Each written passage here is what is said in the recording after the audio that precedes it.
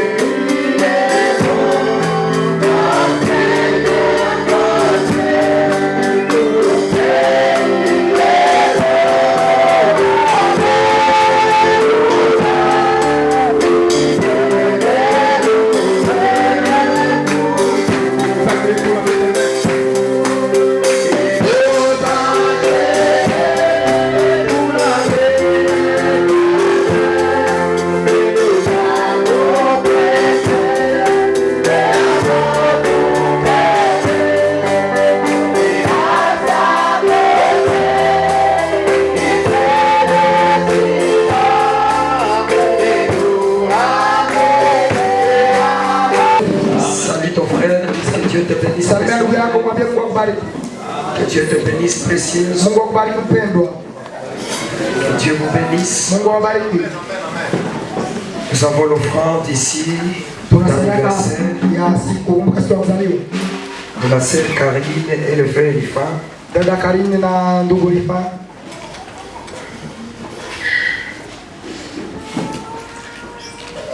Genèse chapitre 12. Nous lisons au nom du Seigneur Jésus-Christ. Genèse 12. Genèse 12. Le premier verset, nous lisons. La Bible dit ceci. L'Éternel dit à Abraham, va de ton pays, de ta patrie, de la maison de ton père et dans le pays que je te montrerai. Je ferai de toi une grande nation. Je te bénirai. Je rendrai ton nom grand. Et tu seras une source de bénédiction. Je bénirai ceux qui te béniront. Je maudirai ceux qui te maudiront. Et toutes les familles de la terre seront bénies. Abraham partit comme l'Éternel lui avait dit. Et l'autre partit avec lui. Abraham était âgé de 75 ans lorsqu'il sortit des Charan. Abraham prit Sarai, sa femme, l'autre fils de son frère, avec tous les biens qu'il possédait et les serviteurs qu'il avait acquis à Charan. Il partit pour aller dans le pays de Canaan. Et ils arrivèrent au pays de Canaan. Abraham parcourit le pays jusqu'au lieu nommé Sichem, jusqu'au chef de Morée. Et les Cananéens étaient alors dans le pays. L'Éternel apparut à Abraham et lui dit, je te donnerai ce pays à toi et à ta postérité. Et Abraham bâtit là un hôtel à l'Éternel qui lui était apparu. Il se transportant de là vers les montagnes à l'orient de Bethel. Et il dressa ses tentes. Et à Bethel à l'occident de Haï et l'orient. Il bâtit encore là un hôtel à l'Éternel. Et il évoqua le nom de l'Éternel. Abraham continua ses marches. Et ça va ça vers midi. Au nom de Jésus-Christ. Merci pour la lecture de la parole. Bénis cette parole pour nous, Père. Au nom du Seigneur Jésus-Christ. Amen. Vous pouvez vous mettre et que Dieu vous bénisse. Que Dieu vous comble. Je ne vous tiendrai pas longtemps.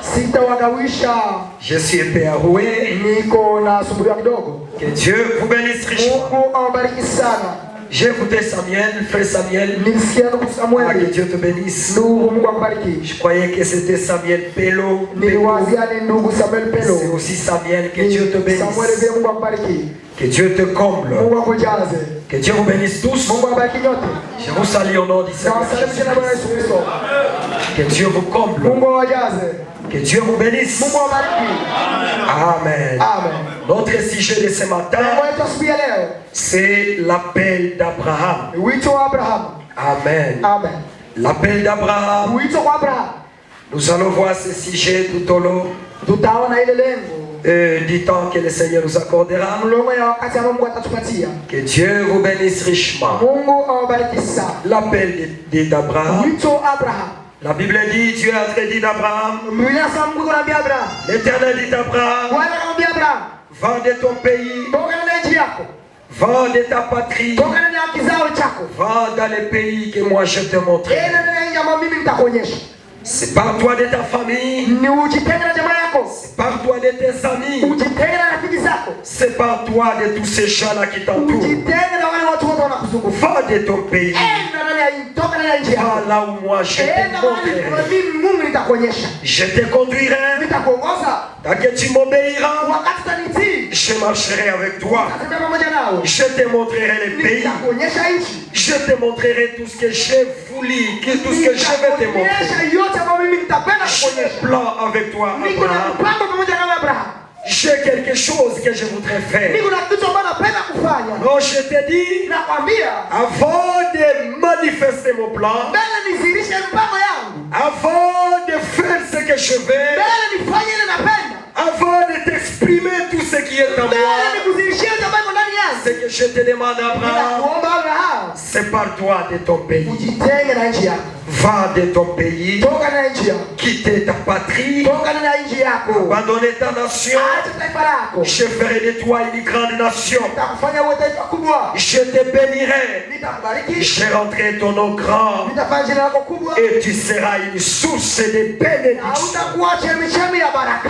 Et moi, Éternel, quand tu vas partir, quand tu vas m'obéir, Abraham, je bénirai aussi ceux qui te béniront.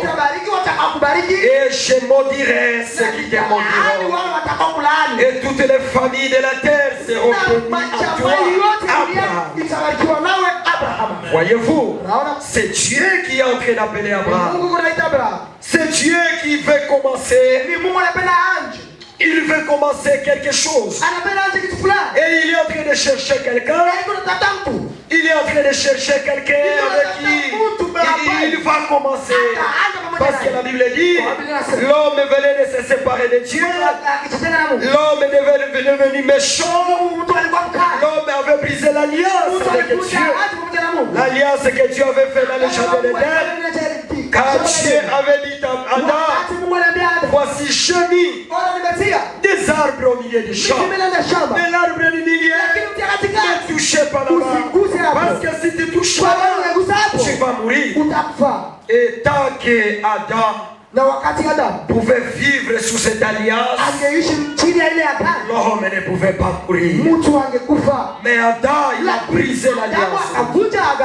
Et quand il a brisé l'alliance de Dieu, le péché est entré.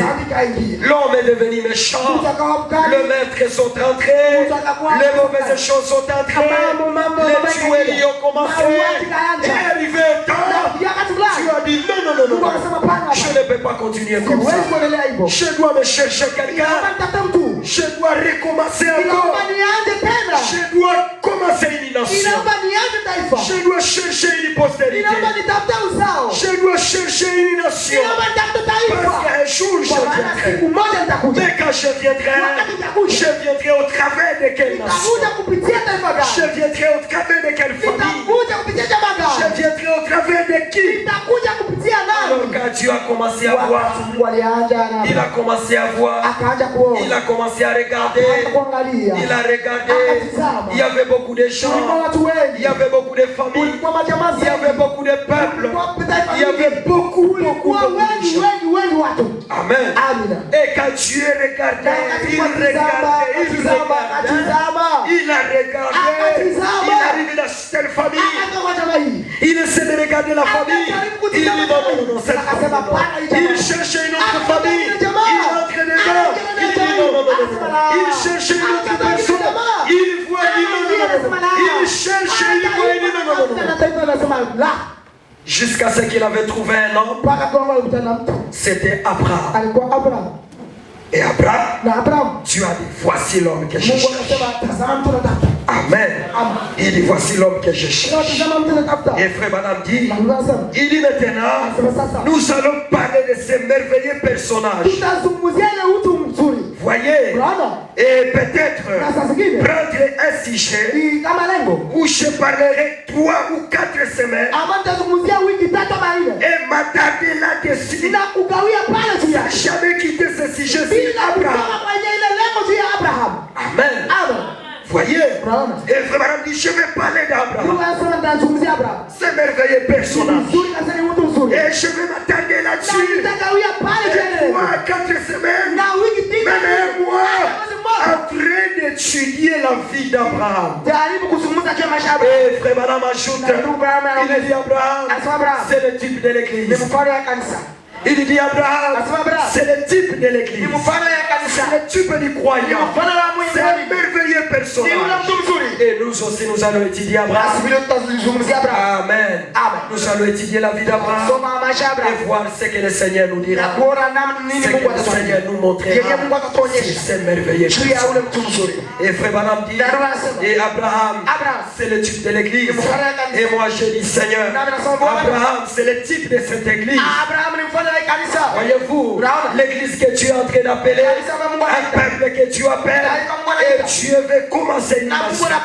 Dieu veut commencer une nation. Et il appelle Abraham, et quand il choisit Abraham, il dit, voici l'homme que je suis en train de chercher.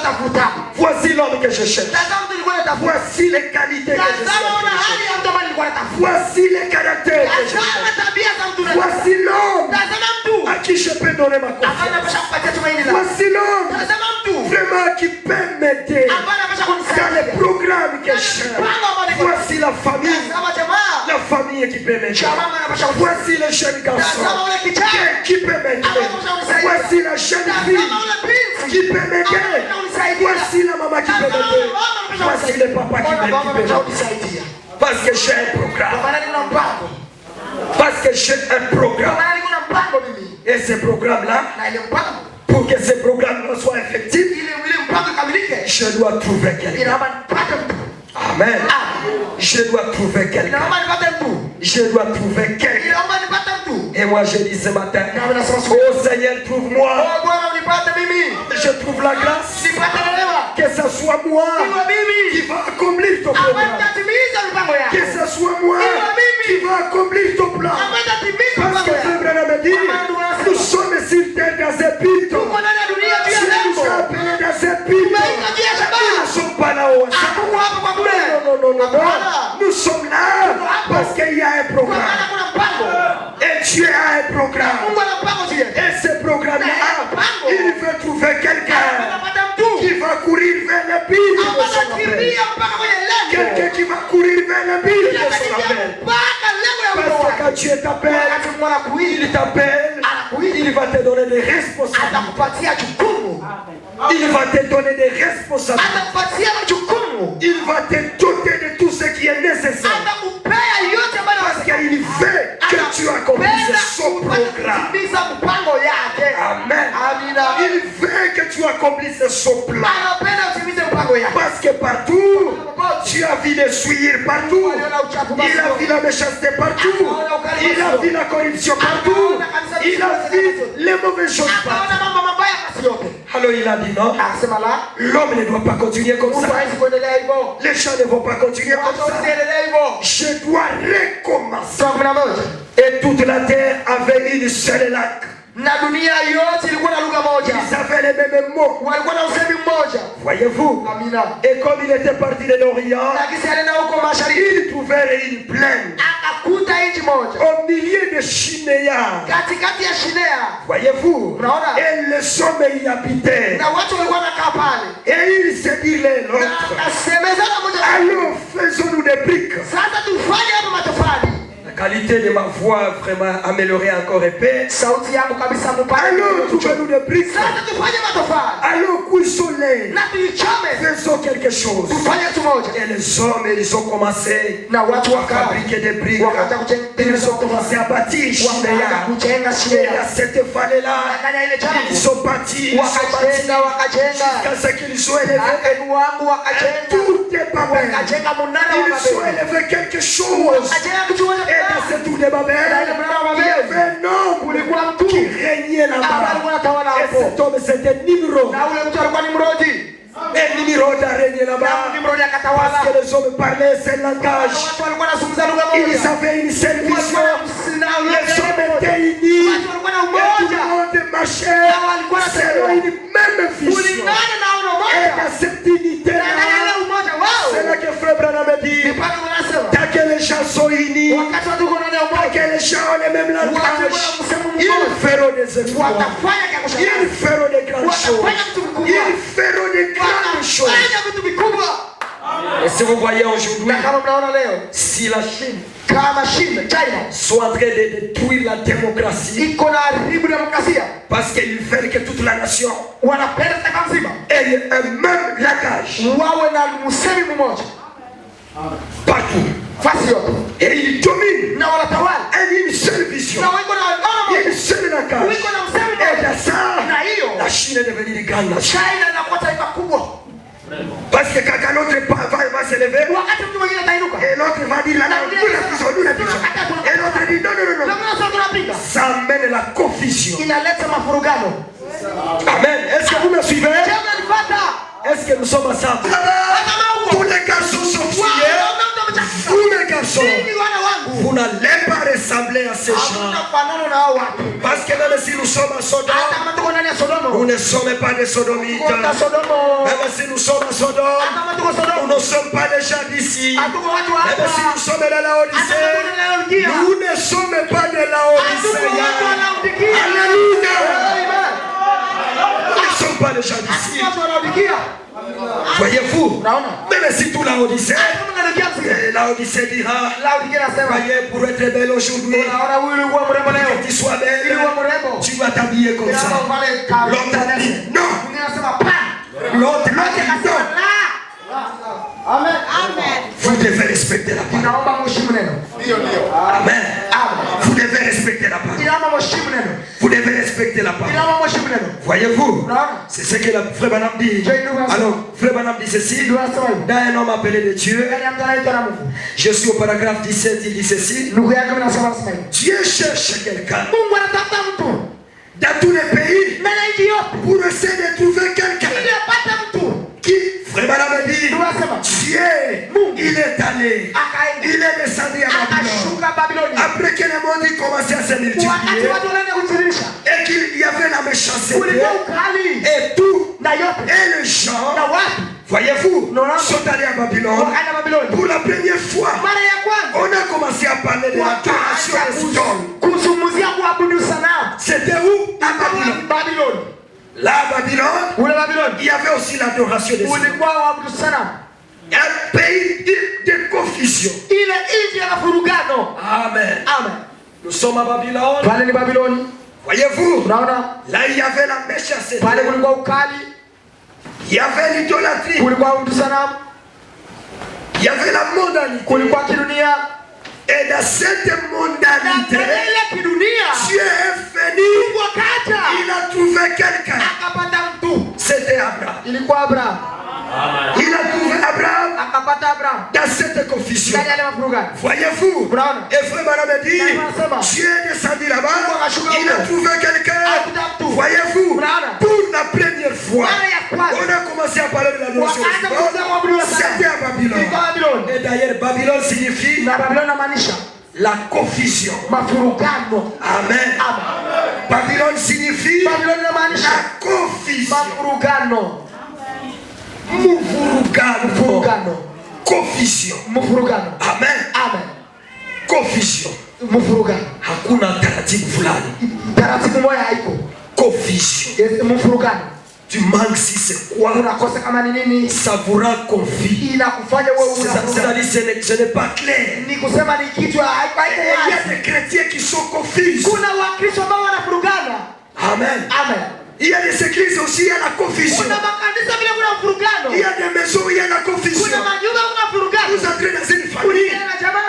Au lieu que papa soit papa, au lieu que maman soit maman, et que les enfants soient des enfants, mais vous trouvez la confusion dans la maison. Mais ça c'est Babylone. Amen. C'est Babylone. La confusion. Et il y a cette confusion. Dieu cherche dans tous les pays. Il a regardé partout pour essayer de trouver quelqu'un. Quelqu'un qui était sincère. Quelqu'un qui lui pouvait bénir parmi tous les hommes. Et là dans les pays, par son élection, Dieu a trouvé Abraham. Un homme qui était sincère. Amen. Il était sincère. Alors Dieu a vu sa sincérité. Même là à Babylone, il voit sincère. Un homme qui était sincère. Alors Dieu a dit, voilà l'homme que je cherche. Voilà l'homme que je cherche. À cause de sa sincérité, voilà l'homme que je cherche. Amen. Et Dieu a bâti l'appel d'Abraham sur base de la sincérité qu'il a vu dans le cœur d'Abraham. La sincérité qu'il voit dans le cœur. Il y a un homme sincère. Amen. Un homme sincère. Un homme sincère. La sincérité. La sincérité. Dieu commence une nation avec un homme. Mais le choix de cet homme-là, Dieu voit quoi? La sincérité. Il voit la sincérité. Et il dit s'il passe de cette sincérité, même si tu es dans Babylone, même si tu es là où il y a la confusion, mais moi je vois, tu es sincère. Tu es sincère.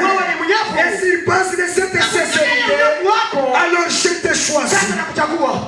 Et frère Branham dit, Abraham il était un homme ordinaire parce qu'il était meilleur. Dieu n'a pas choisi Abraham parce qu'il a fait beaucoup de dons. Dieu n'a pas choisi Abraham parce qu'il était prédicateur. Dieu n'a pas choisi Abraham parce qu'il est dans le message. Dieu n'a pas choisi Abraham. Non, Dieu l'a choisi à cause de la sincérité. C'est pourquoi l'ange a dit à Abraham, si tu es sincère, si tu es sincère, si tu es sincère, alors moi, je ni amen, je te bénis. Toutes tes prières seront exaucées. Tout ce que tu demanderas arrivera. Mais que tu sois sincère. Amen. Que tu sois sincère. Alors Dieu a vu un homme sincère. C'était qui? Abraham. Et quand il a vu cet homme sincère, Dieu a dit non, non, non, non. Voilà ce que je cherche. Voilà ce que j'aime. Je dois appeler cet homme. Je dois choisir cet homme. Combien de chrétiens y a-t-il ici ce matin? Faites voir vous-même. Voyez, je crois qu'il y a déjà ici des chrétiens. 100% déjà sont des chrétiens. Voyez-vous? Alors, j'aimerais vous dire quelque chose. Ce n'est pas très facile de le dire. Voyez-vous? Savez-vous pourquoi vous êtes chrétien? C'est parce que Dieu vous a appelé. Vous n'avez jamais cherché Dieu. C'est Dieu qui vous cherche toujours. Voyez-vous? C'est Dieu qui vous a cherché. Ni l'homme ne peut chercher Dieu. Voyez-vous? C'est Dieu qui cherche toujours l'homme. Qui a cherché Dieu? Personne n'a cherché Dieu. Amen. Mais Dieu, dans son amour, il nous a vus. Il a vu notre condition. Il a vu là où nous étions. Il nous connaît. Il dit non, non, non, non, non. Voici ma fille. Non, non, non. Voici mon gars. Et il t'a choisi. Amen. Et il t'appelle. Et quand Dieu t'appelle, il te dit, je t'appelle. Tu dois te séparer. Tu dois quitter. Tu dois quitter ton pays. Tu dois quitter Babylone. Tu dois laisser l'idolâtrie. Tu dois laisser la confusion. Tu dois laisser l'idolâtrie. Et moi je t'appelle. Laissez les gens de ta famille. Laissez toute ta maison là-bas. Toi, quittez Babylone. Quittez la confusion. Toi, quittez ces gens. Les gens de la confusion. Amen. La confusion. La confusion, c'est quoi? La modalité qui entre et le ciel qui est là. Le ciel et le monde ne peuvent jamais se mélanger.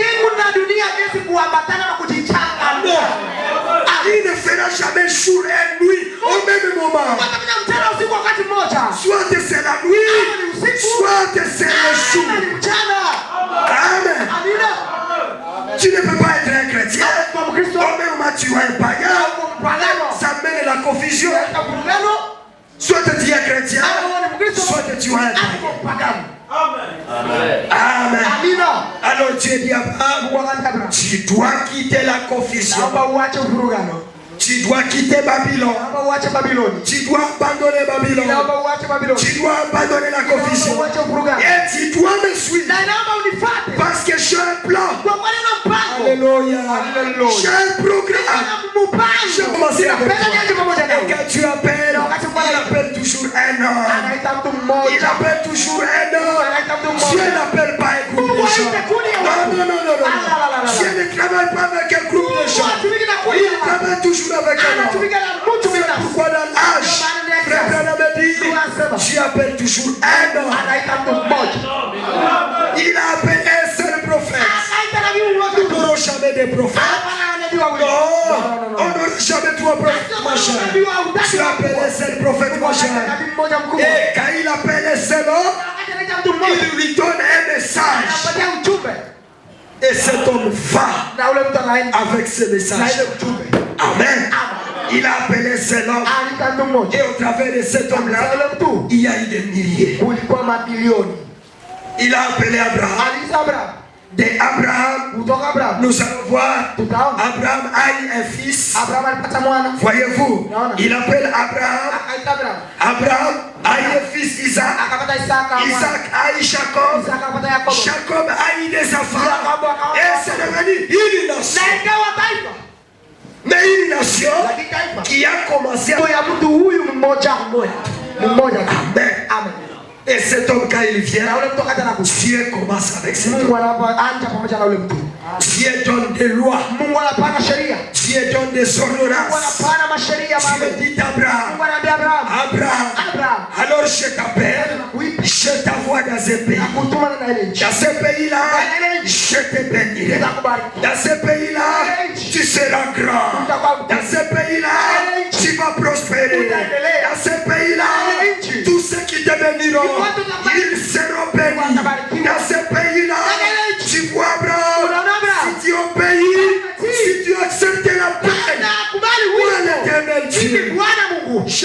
toi grand. Nitakufanya wewe mkubwa. Amen. Alléluia. Est-ce que nous sommes ensemble? Nous sommes dans le mois de la paix. Tuko ndani ya sheria ya wito. Mwezi ya wito. Mwezi ya wito. Amen. Amen.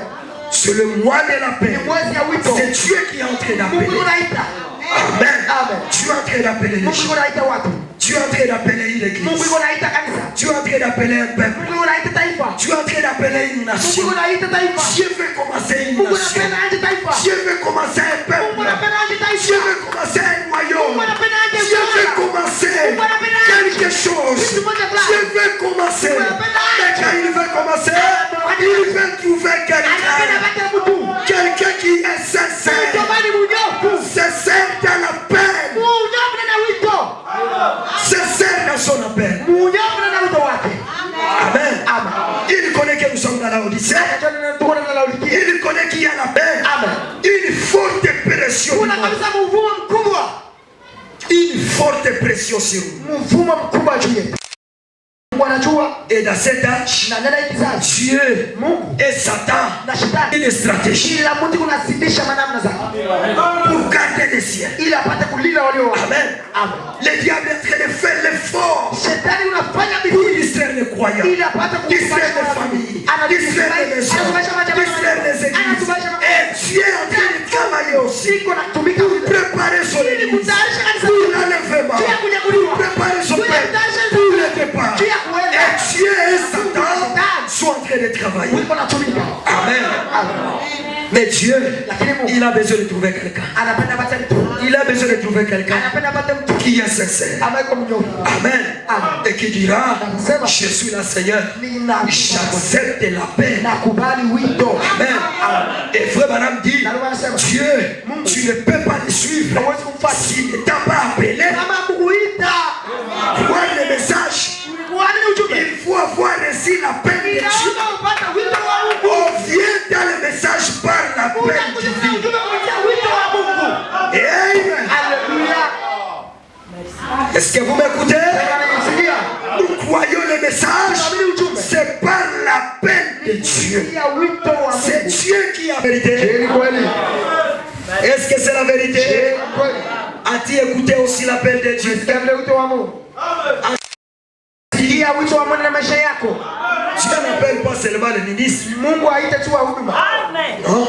Hapana. Dieu appelle chaque frère. Mungu anaita kila ndugu. Dieu appelle chaque soeur. Dieu qui t'appelle. Mungu Il anakuita. dit ma fille, tu dois quitter la monarchie. Il dit mon fils, tu dois abandonner cette condition-là. Viens, je t'appelle. Mungu anakuita. Viens me suivre. Mungu unifate. Viens, suis-moi. Mungu unifate mimi. Et quand tu me suivras, je ferai de toi. Nitakufanya wewe. Je ferai de toi. Nitakufanya wewe. Je ferai de toi. Je ferai de toi. Fanya wewe. Quand tu es appelé, Wakati Mungu anaita. il y a toujours quelque chose. Kuna kitu moja. Amen. Qu'il doit faire avec toi. Kinafanya pamoja nawe. Il y a toujours quelque chose. Il ne t'appelle pas pour rien. Non. Baba. Il ne t'appelle pas. Il m'a appelé.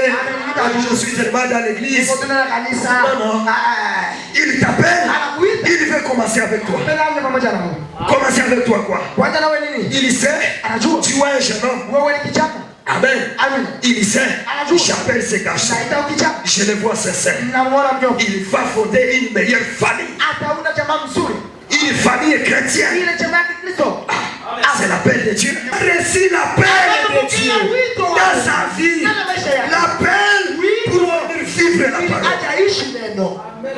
L'appel pour venir vivre. Ili ijaishi. Amen. Amen. L'appel Wito. pour vivre la Ili parole. kuishi neno.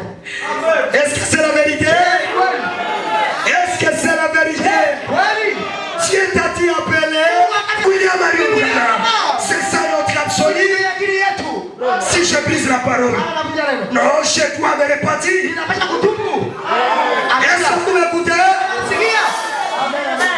Si je ne vis pas la parole, Kama siishi neno. enlevez-moi de la chair. Je ne suis pas digne de vous prêcher. Siko sidhani kwa ubiri.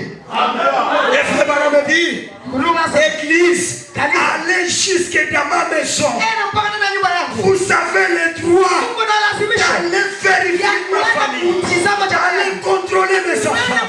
Allez contrôler ma femme. Et partout là-bas. Si vous ne voyez pas la parole, venez et dites-le. Nous ne voyons pas la parole. C'est la vie du pasteur. C'est tout le foyer du pasteur. C'est votre droit. La famille du pasteur n'est pas au-dessus de la parole. Ça, non. La famille du diacre n'est pas au-dessus de la parole. La famille du prédicateur n'est pas au-dessus de la parole. S'il ne vit pas la parole, sa femme ne vit pas la parole, sa famille n'a pas la parole, il va se mettre dans les bas. Est-ce que vous m'écoutez? Notre absolu, c'est la parole. Et nous sommes ici à cause nous sommes ici à cause de la parole. Nous ne sommes pas ici parce que nous sommes connus. Nous étions ensemble à Kinshasa. Et alors voilà qui vit que je suis ici. Vous êtes obligés de venir ici. Pas comme ça. Pas comme ça. Il n'y a pas de fanatisme dans l'islam. Ne fais jamais le fanatisme. Avec ton âme. Non.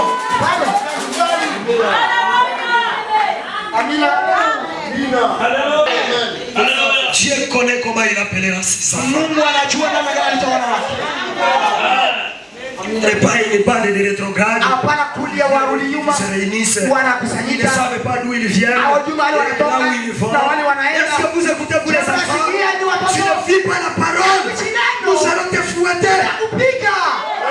Nous allons te fouetter. Un enfant doit être obéissant. Obéissant aux parents. Obéissant aux parents. Obéissant à l'église. Obéissant à la parole qu'on les prêche à l'église. Est-ce que vous m'écoutez? Ils n'ont pas vu. Voyez-vous? Mais toi, parmi tous ces gens-là, toi tu dis non, ça c'est la vérité. Non, ça c'est la vérité. Ça c'est la vérité. Je dois suivre cette vérité. Je dois suivre cette vérité. Je dois suivre. C'est l'élection de Dieu. C'est la grâce de Dieu. Et c'est la preuve que tu es fils de Dieu. Alléluia. C'est là que j'ai toujours dit, frère. Alors que j'ai pris le message, je ne peux pas être perdu. Non. Dieu me conduira toujours dans la vérité. Dieu fera tout que je quitte la Odyssée. Voyez-vous mon frère, tu dois quitter ce pays-là. Dieu est en train de t'appeler. Et l'appel de Dieu, il t'appelle par sa grâce. Il dit mon frère, viens. Voyez-vous, et le père d'Abraham, il était le premier. À ce que je sache, de ce côté-ci, après les délices, à être appelé par la grâce, c'était Abraham. Voyez-vous, et Dieu appela Abraham, il le choisit. Abraham, voyez-vous, ni parce que Abraham était un homme beau. Non. Dieu n'a pas vu la portée d'Abraham parce qu'il est un homme bon. Frère Branham me dit non. Dieu n'a pas vu ça. Dieu l'a choisi parce qu'il l'a élu. C'était seulement ça. Maintenant, j'aimerais mentionner quelque chose. Vous ne pouvez pas de vous-même vous sauver. Non. Ne le faites pas. Vous ne faites pas cette possibilité. Laisse-toi seulement à Dieu. Dis Seigneur, seulement ta grâce. Oh Seigneur, j'ai des faiblesses. Je ne peux pas moi-même me délivrer. Je cherche me délivrer. Je serai un hypocrite. Je vais être un hypocrite. Mais Seigneur, je viens seulement vers toi. Toi seul, enlève cette faiblesse. Toi seul, aide-moi. Parce que moi-même je ne peux pas. Personne ne peut pas se délivrer. Personne. Le peuple de Dieu dans la loi. Parce que la loi ne peut pas vous aider. Amen. Frère, je disais à quelqu'un, je dis frère, nous n'allons pas faire la police de Dieu. Le Saint-Esprit, il est le véritable policier. Si on est fils de Dieu, frère, le Saint-Esprit lui-même, c'est un véritable policier. Il va te conduire. Il va te diriger. Il te conduira dans sa vie. Amen. Les gens ont mis des lois. Et les mêmes personnes qui ont placé des lois, elles sont en train de briser leurs propres lois. Mais ça devient dur. Amen. Oh frère, n'entrez pas dans l'église si tu n'as pas fermé les boutons d'ici. Non, c'est pas comme ça, frère. Voyez-vous, frère, le bouton fermé, quel rapport avec... Est-ce que le fait de fermer les boutons, c'est ça être un chrétien? Et toi aussi, quand tu laisses ça, tu veux montrer quoi? Voyez-vous, mon frère? Et les diacres sont là seulement pour voir les boutons des gens. Les boutons des gens. Et vous diacres, venez aussi. Voyez aussi tes boutons. Voyez-vous, nous supportons les uns les autres. Amen. Tu vois ton frère dans les rêves, tu l'appelles avec amour. Ah mon frère, tu as oublié d'arranger là-bas. Amen. Par amour. La Bible dit l'amour corrige. L'amour corrige. L'amour supporte. L'amour est patient. L'amour pardonne. Amen. L'amour pardonne. L'amour arrange les choses. Alors frère, on a dit nous n'allons pas être la police derrière les gens. Moi je vais venir. Alors tu n'entreras jamais dans l'église. Voyez-vous? Et frère Bana me dit, maintenant, si vous ne le faites pas, voyez-vous, vous ne pouvez pas vous sauver de vous-même. Si vous faites quelque pour imiter le christianisme, peu importe ce que vous prêchez, voyez-vous, si vous faites de l'imitation, alors vous avez besoin de l'appel de Dieu. L'appel dans votre âme. C'est vrai. Si vous essayez d'imiter la vie chrétienne, vous êtes misérable. Tout en sachant que dans votre cœur, il n'y a pas l'appel de Dieu. Vous êtes misérable. Nous vivons la vie chrétienne parce que dans le cœur, il y a l'appel de Dieu. Amen. Est-ce qu'on peut dire amen à ça? Nous vivons la vie chrétienne dans le cœur. L'appel qui m'appelle à être un chrétien.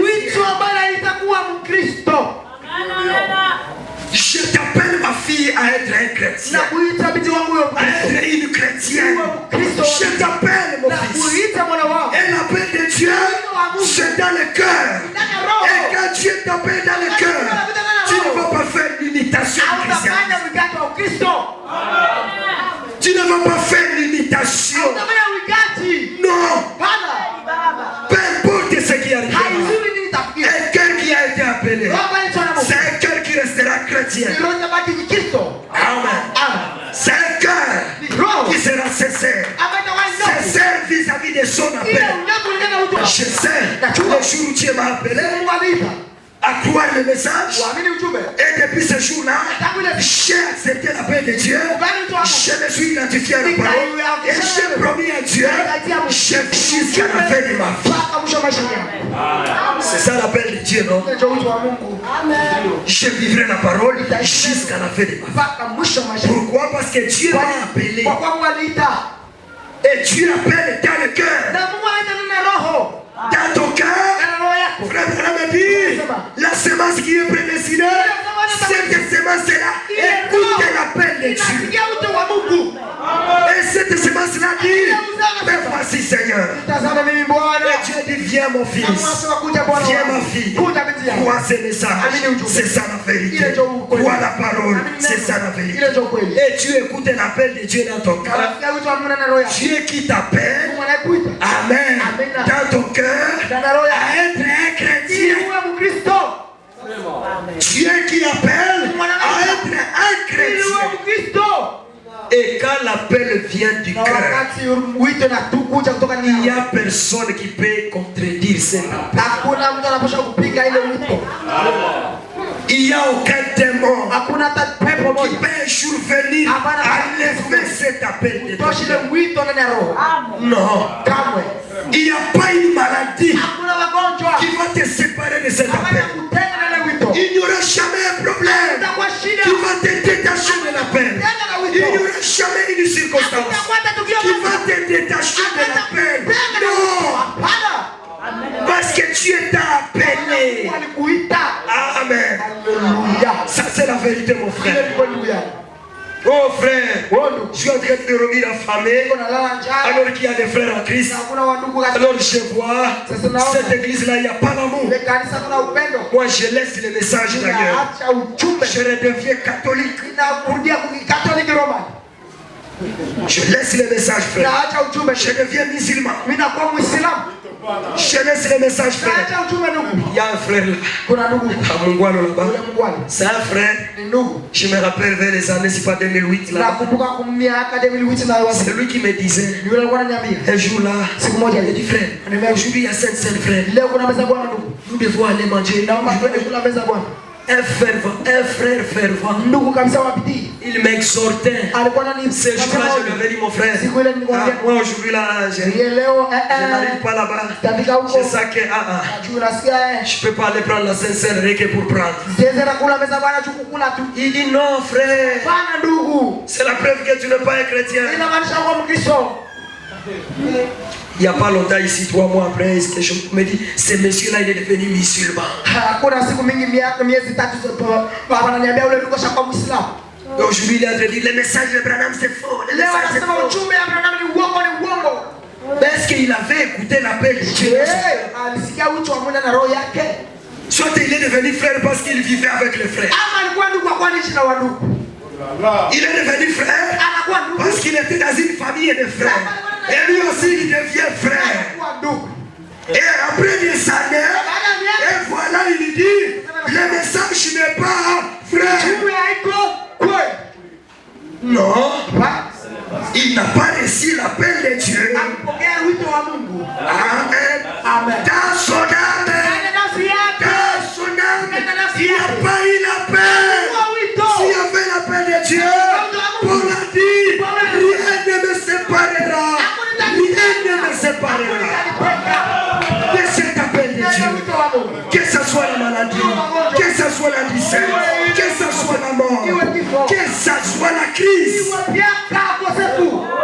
que ce soit mon mari, que ce soit ma femme, que ce soit mes enfants, que ce soit mes voisins, rien ne me séparera de l'appel que Dieu m'a appelé dans mon âme. Parce que quand Dieu a appelé Abraham est allé dans un pays où il y avait des champs. Canaan. Il y avait des champs. Mais Dieu dit à Abraham, voici le pays que moi je te donne. Abraham dit, mais Dieu Seigneur, je suis une seule personne. Tu me donnes la RDC. Je vais commencer où? Comment je vais combattre? Dieu dit à Abraham, je te bénirai, toi et ta postérité, et tu posséderas ces pays.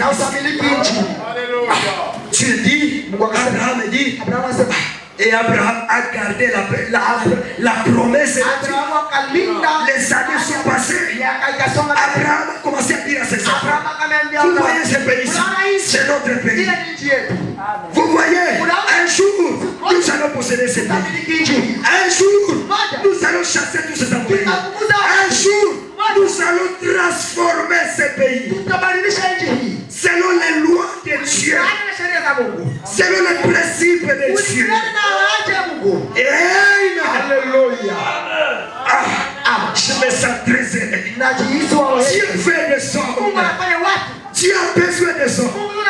Dieu a besoin des femmes qui vont écouter l'appel de Dieu et qui vont s'avancer, qui vont dire, nous allons transformer les choses. Nous allons changer les événements. Amen. Nous allons bâtir une nation. Nous allons commencer quelque chose. Amen. Et quelque chose que nous allons faire, nous allons le faire selon l'honneur de notre Dieu. Amen. Et chacun commence. Mes enfants, j'ai reçu l'appel de Dieu. Dieu m'a appelé à être croyant du message. Et le message nous dit, mes enfants, vous comprenez, je ne peux pas couper vos cheveux. C'est simple. Mes enfants, notre pays, Dieu nous dit, ceci, ceci, ceci. Dieu nous dit, ceci, ceci. Dieu nous dit, ceci, ceci. Amen. Papa, tu connais l'appel de Dieu. Tu connais ce que Dieu t'a dit. Et nous sommes là. Chacun est venu dans ce message. Est-ce que Dieu t'a appelé? Amen. Voyez-vous, et frère Bana me dit, si vous essayez de porter, il dit ceci, si vous essayez tout simplement d'imiter la vie chrétienne, alors vous êtes misérable, frère. Tout en sachant que dans votre cœur, il n'y a pas l'appel de Dieu. Si le fruit de l'esprit, la longanimité, la beauté, la douceur, la gentillesse, la patience ne vous accompagne pas, alors vous avez besoin de l'appel de Dieu à l'autel de votre cœur. Vous avez tout simplement eu peur. Vous avez eu tout simplement peur de l'affaire. Vous avez eu peur de la. Vous avez eu peur de l'affaire. Et vous avez commencé à essayer d'être un chrétien. J'ai peur d'aller à l'affaire. Alors je dois ressembler aux frères. Je dois ressembler aux sœurs. Parce que frère, ça m'a longtemps cousine, frère. Lota ukuna lungula unakata mashine. Natoka mundoto unasema Mungu nisaidie. Na ile siku utalamkia kwa église. Parce que tu as eu peur de l'enfer. Voyez-vous? Et nous n'allons pas essayer d'être des chrétiens. Parce que nous avons peur de l'enfer. Pour être un chrétien, il faut que Dieu vous appelle. Dieu a appelé Abraham. Et Dieu doit vous appeler. Pour être un chrétien. Maman, Dieu t'appelle. Il dit tu seras une chrétienne. Papa, Dieu t'appelle. Tout le monde, Dieu doit nous appeler. Nous ne sommes pas des chrétiens parce que nous sommes des chrétiens. Non, nous sommes des chrétiens parce que Dieu nous a appelés sur l'autel de notre cœur. Dieu qui t'a dit dans ton cœur, il t'appelle à être un chrétien.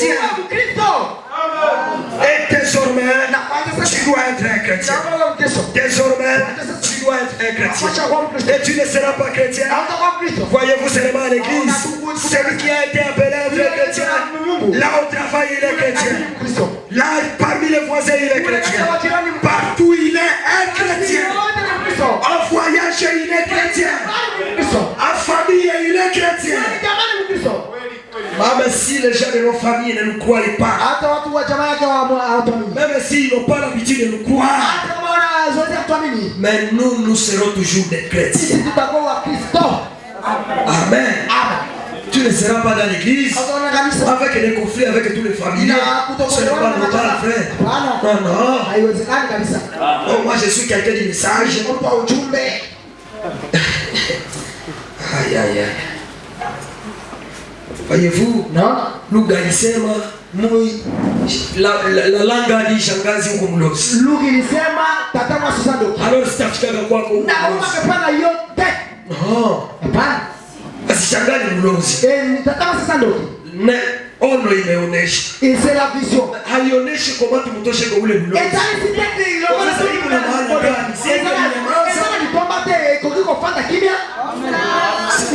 Nani anaweza penda kuweko pepo ya mlozi? La vision, la prophétie, ça montre que je suis sorcier. Amen. Et ça te dit qu'est-ce qui est sorcier. Comment opérer cette sorcellerie? Le frère, ce n'est pas bien. Dieu m'a montré les choses de la perfection. Amen. Dieu montre les choses de la perfection. Et c'était Dieu de précision. Il est précis. Il est clair. Et le son de Dieu, c'est un son clair. Alléluia. Quand Dieu t'appelle, Abraham ne s'est pas imaginé. Ce n'était pas une imagination. Peut-être Dieu m'a appelé. Non. Abraham a dit au chef de sa famille, Dieu m'a appelé. On m'a dit, mais tiens, Abraham, où est-ce que tu vas? Non, Dieu m'a dit de partir avec précision.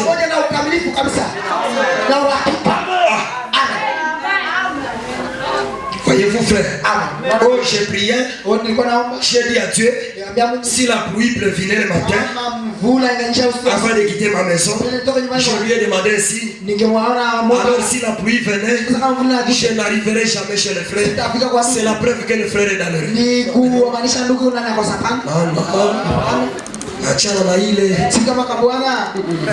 Pas comme ça. Oh, voyez-vous, batu bametafuta masinye na masinye. Wanaacha sauti ya Mungu.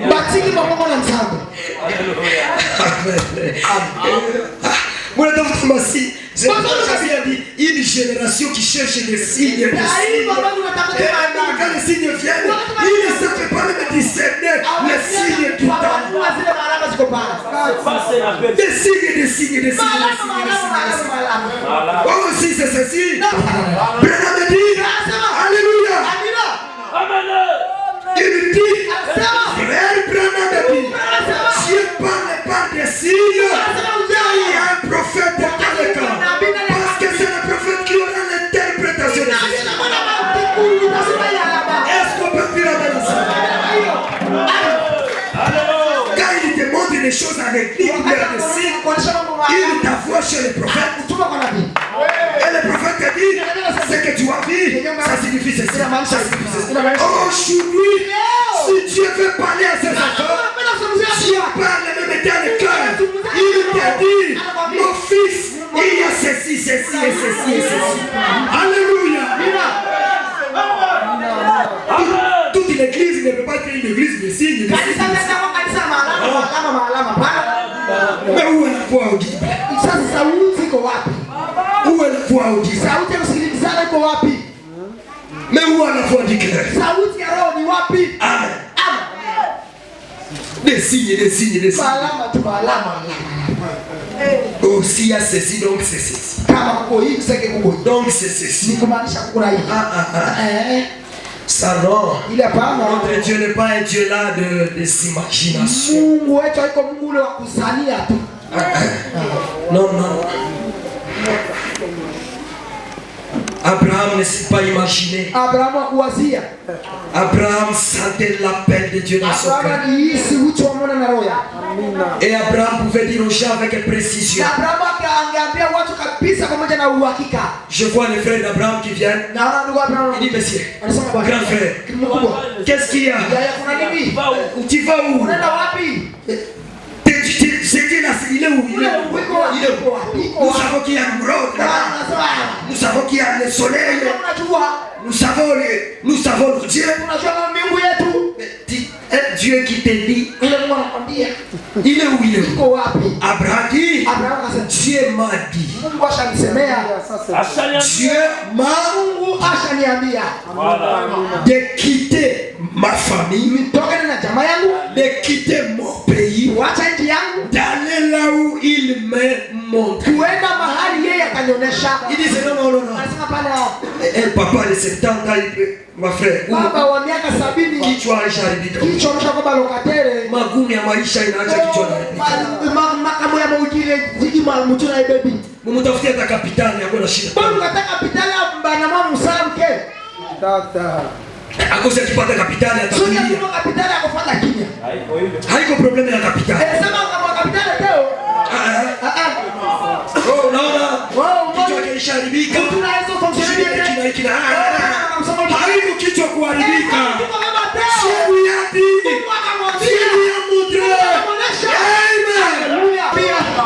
Haiko problème ya kichwa kuharibika. Ce n'est pas qu'il cherche quelque chose comme ça. Non. Quand Dieu dit quelque chose, Dieu est précis. Amen. Et Dieu doit parler à tout et chacun de nous. Et lui dit, est-ce que Dieu t'a appelé? Voilà.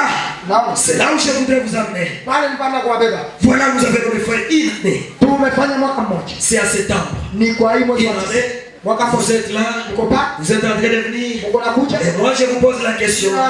Est-ce que c'est Dieu qui vous a appelé? Amen. Est-ce que Dieu vous a appelé ici? Et si Dieu vous a appelé, que Dieu vous bénisse richement. Attache-toi à cet appel. Amen. Lis-toi à cet appel. Amen. Ne te sépare pas de cet appel. Formez ton expérience sur cet appel. Peu importe ce que les gens diront. Peu importe ce qui arrivera. Peu importe comment on va se montrer. Mais si toi tu as l'appel de Dieu, tu diras, c'est Dieu qui m'a appelé. C'est Dieu qui m'a appelé. Amen. C'est Dieu qui m'a appelé. Les autres diront, mais où est ce Dieu là? Où est ce Dieu là? Où est ce Dieu là? Mais moi je vous dis, Amen. Il m'a dit d'aller là-bas. C'est ça le message. Nous ne sommes pas là de fanatique. Des suiveurs. Parce que tu m'as dit où aller. Il n'y a pas une église où on peut te recevoir. Et voilà, tu es là. Parce que je n'ai où aller. Alors je suis obligé d'aller là-bas. Non, pas comme ça. Pas comme ça. Est-ce que vous m'écoutez? Pas comme ça. Nous savons de là que nous venons. Et nous savons là où nous allons. Nous sommes précis dans notre voyage. Amen. Je voudrais vous amener à méditer là-dessus. Vous voyez, je suis là. J'attends que les jours où il va prononcer seulement tonnerre. Ce jour-là, je fouille. Mais fouillez déjà maintenant. Parce que la porte est ouverte. Amen. Est-ce que vous m'écoutez? Oh non, il a chassé les gens de son église. Il n'a chassé personne. Mais quand tu viens, tu dois te rassurer de l'appel de Dieu. Parce que si tu as été appelé, tu vas soutenir la cause. Si tu as été appelé, tu porteras l'église dans ton cœur. Tu porteras cette œuvre dans ton cœur. Et tu prieras pour l'église. Est-ce que vous m'écoutez? Tu prieras pour l'église. Tu soutiens. Frère Branham dit, un croyant d'une église locale, il soutient son église 100%. Amen. C'est ça. Alléluia. Il soutient son église. Et il croit à son église. C'est ça. Ce n'est pas que je suis là, voyez, parce que je manque où aller, alors je suis là. Je suis là parce que les voisins entrent là-bas et moi aussi je suis obligé d'être là-bas. Non. Pas comme ça. Et vous verrez toujours des troubles. Et vous verrez les troubles. Si tu es appelé à soutenir par ta présence, par tes dîmes, par tes offrandes, tu as reçu la paix de Dieu. Tu ne permettras pas que le diable détruise. Non. Tu te mettras là-bas comme celui qui va attaquer. Si le diable vient, il veut détruire notre pays. Je vais défendre. Je vais défendre. Pourquoi? Dieu t'a appelé. Amen. Dieu t'a appelé. Tu n'es pas là parce que quelqu'un t'a appelé, mais parce que Dieu t'a appelé. Est-ce que vous m'écoutez, mes frères? Est-ce que vous m'écoutez? Réfléchissons à nos voix et demandons à Dieu. Nous venons de faire une année. L'église a commencé en septembre. Amen. C'était la dernière semaine, il y a septembre. Et voilà, nous sommes encore en septembre. C'était en 2023. Nous sommes aujourd'hui septembre 2024. Nous avons une année. Amen. Et alors nous avons demandé à Dieu, Seigneur Dieu, dans une année tu es en train de nous garder. Où est-ce que nous avons échoué, Seigneur? Est-ce que nous avons été obéissants à l'appel de Dieu? Seigneur, est-ce que nous avons obéi à ce que tu nous as dit? Mais Seigneur, voilà encore une année qui va s'ouvrir devant nous. Seigneur Dieu, nous voulons être fidèles à ton appel. Amen. Voyez-vous mon frère, parce que jusqu'aujourd'hui, je ne suis pas allé chez quelqu'un pour aller lui dire, viens dans notre église, viens faire. Amen. Ils sont témoins frères. Vous êtes mes témoins frères. Je n'ai jamais dit frère préférence. Non. Allez frère, que Dieu te bénisse. Faisons la route ensemble. Vraiment. Voyez-vous, c'est Dieu qui vous savait. Et c'est Dieu qui vous a appelé. Alors rassurez-vous de l'appel de Dieu. Parce que le choix d'une église, c'est le choix de l'éternité. Le choix d'une église, c'est un mariage. C'est un mariage. Ce n'est pas aller et le mois prochain je vais divorcer. Je fais un mariage d'abord de 6 mois. Et après 6 mois, les jours où le mari viendra seulement en retard un jour. C'est fini. Divorce.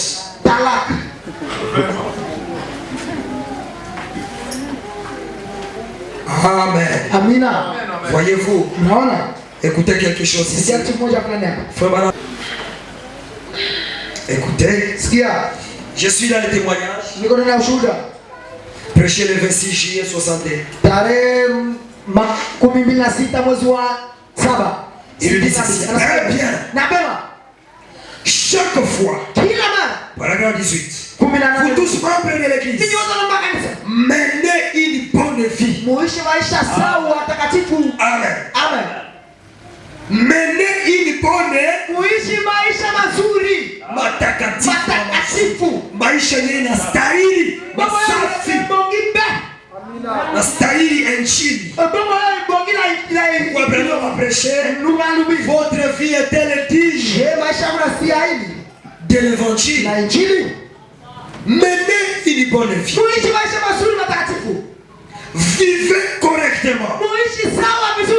Parce que vous aurez toujours des problèmes. Amen. Avec les hommes de Dieu qui sont là.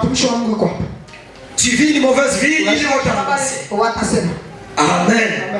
Vivez correctement. Voyez-vous, les gens observent votre vie. Les gens observent votre vie. C'est papa, il s'est dit qu'il est chrétien. Oh, ils observent. Amen. Ils observent minutieusement. Et ces gens qui se disent les gens de Dieu. Pourtant nous les témoins, nous les dépassons. Pourtant, les gens observent votre vie. Amen. Et s'il y a un obstacle au christianisme aujourd'hui, c'est le mode de vie que les chrétiens sont en train de vivre. L'obstacle du christianisme aujourd'hui, ni maisha yenu ilivyoishi. Nicho kunatia obstacle du christianisme. Kunatia obstacle leo kumonde ya ushuhuda. Mbele baliua sema Kristo. Chumi tukugana yo kusalimiana. Hata tuka kulupango. Habari jirani. Habari jirani. Habari jirani. Habari jirani. Amina. Leo. Une semaine. Mwezi mzima. Conflit avec même les voisins. Et vous faites obstacle. Amen. Les gens vous observent. Alléluia. Les gens nous observent. On dit qu'il est diacre aussi dans l'église là. Il est huissier là-bas. Comment est-il préparé au Père de mettre comme huissier? Quel genre d'église là-bas? Un monsieur compliqué comme ça. Et on appelle qu'il est aussi huissier. Kanisa wakati ya mwisho hii. Ya kutafuta tu pesa kutafuta. Amen. Voyez-vous frère, les gens observent votre vie. Et il dit s'il y a l'obstacle aujourd'hui au christianisme, c'est parce que les gens ne mènent pas une bonne vie. Les gens sont devenus des malhonnêtes. Quand tu as appelé Abraham, tu as vu la sincérité dans le cœur d'Abraham. Abraham n'était pas malhonnête, non. Il était droit. Il était sincère. Quelqu'un qui est sincère, c'est celui qui parle sans déguiser les mots.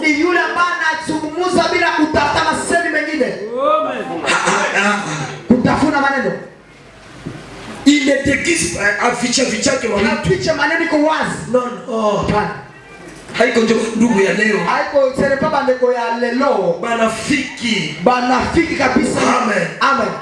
Unafiki ni kitu ya mbaya sana. Unafiki elogo komoko ya mapembe. Papa qui devient hypocrite vers le papa. Maman qui est hypocrite vers le papa. Les enfants hypocrites vers les parents. Les parents hypocrites vers les enfants. Mais c'est ça Babylone. C'est ça la confusion. La malhonnêteté partout. Amen. Il n'y a pas la vérité.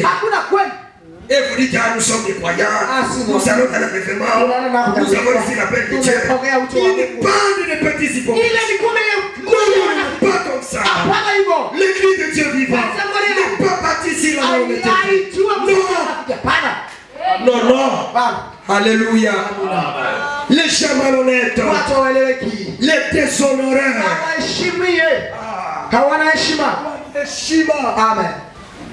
Ils ne savent pas respecter. Alléluia. Amen.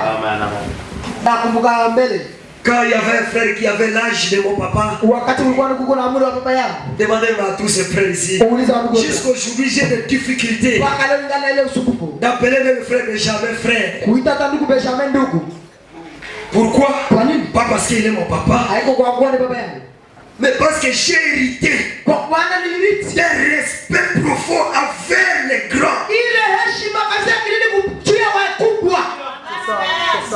Et presque les mamans ici, j'ai des difficultés d'appeler quelqu'un seul. J'ai toujours dit maman. Pourquoi? J'ai son nom. Mais vous trouvez des petits frères, des petits garçons. Ton frère, est-ce qu'il est ton frère? Mais il est d'abord ton papa. Il est d'abord ton grand frère. Il est d'abord ta maman. Alléluia. Afin qu'il soit seul, elle est d'abord ta maman. Tu peux dire maman. Tu peux dire papa. Mais l'esprit du temps de la fin, c'est un esprit des gens qui n'ont pas d'honneur. Les gens qui ne se respectent pas. Voyez-vous? Oh frère, un petit garçon, nous l'avons baptisé ici hier. Oh frère Jérémie. Non. Oh frère Kibé, non. C'est papa. C'est ça. C'est papa. Amen. Il est papa. Si tu as le Saint-Esprit, et qu'il est dans le Saint-Esprit, vous êtes des frères. Mais chaque il est ton papa. Amen. Les gens qui n'ont pas d'honneur. Ma frère, écoutez. Est-ce que vous m'écoutez?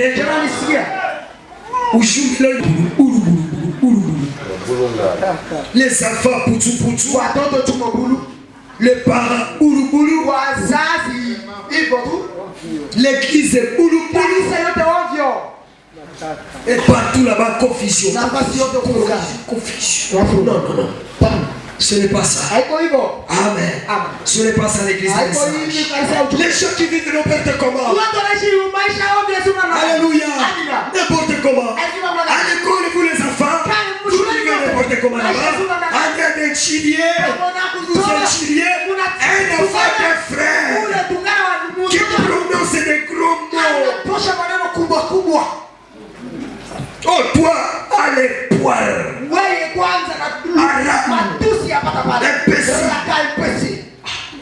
Et le voit. Qui est le papa? Qui est son papa? Qui est sa maman? Il est plus où? Est-ce qu'ils sont témoins de Jéhovah? Est-ce qu'ils sont catholiques? Non, ce sont les gens de Branham. Ce sont les gens de Branham. Les églises de confusion, les petites églises là. Pourquoi? Les gens qui vivent n'importe comment. Amen. Je vous ai toujours dit ici, même si nos amis témoins sont dans l'erreur, mais moi j'apprécie leur manière de vivre la famille. J'apprécie cette manière. Vous verrez même un petit garçon qui respecte les valeurs de sa famille. Un petit garçon, une petite fille qui connaît que son Dieu c'est Jéhovah. Amen. Même si vous dites quoi, la femme te dira non. Notre Dieu c'est Jéhovah. L'enfant connaît le jour où il doit aller à l'assemblée. Et chaque enfant, on lui donne sa Bible. Et il part à l'église. Mais nous les frères, on est prêt à aller acheter l'Android. On marque iPhone, Apple. Spark Trans. Apple. $300. Amen. Est-ce que c'est la vérité? $300. Et on vient à l'église, on fait que toutes les sœurs voient le téléphone. Confusion, Babylone. Ça c'est Babylone. Chaque croyant de cette église ne peut pas traverser la porte sans avoir sa Bible ni cantique.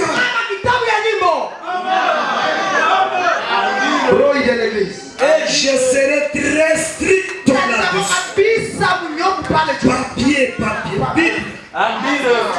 Bible hii.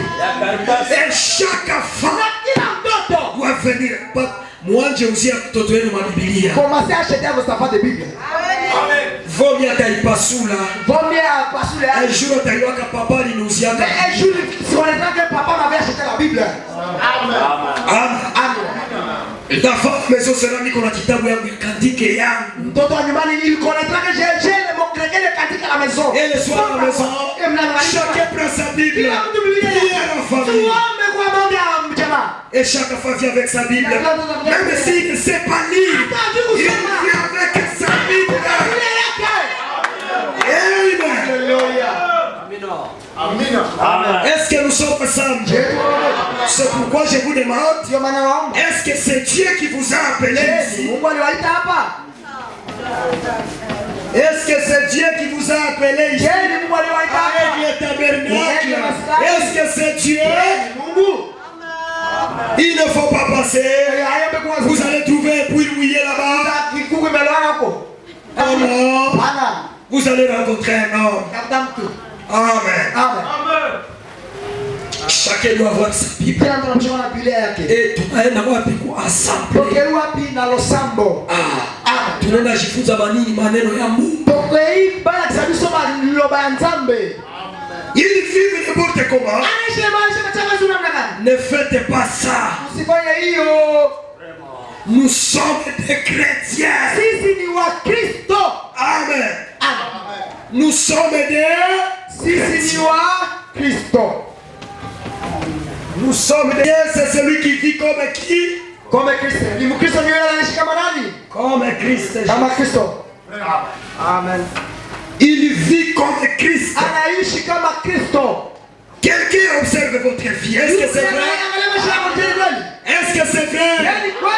Branham dit kuko mtu iko nachunguza maisha yako. Quelqu'un observe ta vie. Exact. Soyez honnête. Amen. L'honnêteté. Mouniofu. Soyez comment? Honnête. Écoutez. Que le monde le sache. Amen. Amen. Amen. Et moi je prie, je dis Seigneur. Le monde de Bounia va le savoir qu'il y a des gens honnêtes ici, qu'il y a des chrétiens sur cette colline, les sœurs honnêtes, les frères honnêtes, avec qui vous pouvez traiter. Amen. Vous pouvez faire des coopérations parce qu'ils sont honnêtes. Alléluia. Amen. Écoutez, même dans vos affaires, les affaires entre les frères, Amen. Tu peux coopérer avec mon frère Isaac. On fait des affaires. Et voilà Isaac qui me roule. Non. Tu dois être chrétien, mon frère. Tu dois être honnête. Amen. Tu dois être chrétien, mon soeur.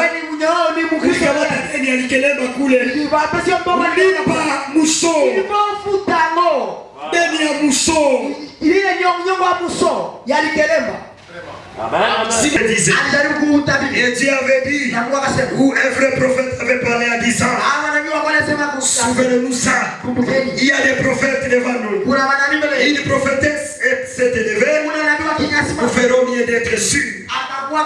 Si Dieu les connaît, avant que nous les disions.